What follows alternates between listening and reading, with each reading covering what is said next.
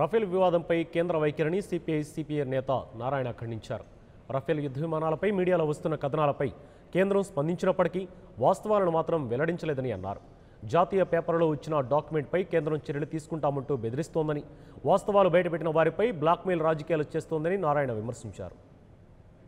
Rafale ఉదంతంపై సుప్రీంకోర్టులో వివాదం చూస్తుంటే ఈ ప్రభుత్వం ఈ రాఫెల్ అగ్రిమెంట్ని పత్రాలని దొంగతనం చేశారని, దొంగతనం చేసిన వాళ్ళ మీద కేసు పెట్టమని చెప్పని అది ఒక దినపత్రికలో, హిందూ పత్రికలో ప్రచురించారు కాబట్టి వాళ్ళపై చర్య తీసుకోమని చెప్తా ఉన్నారు. అంటే పత్రాలు దొంగిలించామంటే పత్రాలు ఉంటే కదా దొంగిలించేది, పత్రాలు ఉండబట్టే దొంగిలించటం అనుకుందాం. ఆ దొంగిలించిన పత్రాలు మంచివా కాదా తేల్చాలా.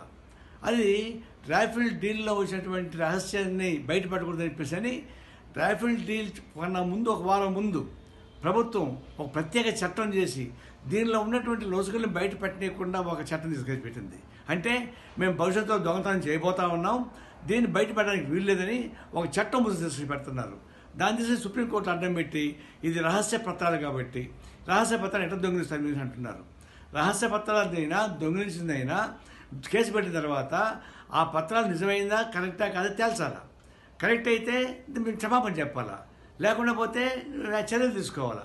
దాని జోలికి పోకుండా ఈ రహస్య పత్రాలు అంటే పబ్లిక్ డబ్బులు, అవి ప్రభుత్వ డబ్బులు. మోడీ వాళ్ళ నాయన సొత్తు కాదు, లేదా అమిత్ షా వాళ్ళ తాత సొత్తు కాదు, ఇది పబ్లిక్ డబ్బులు. For more updates, please subscribe 99 TV Telugu.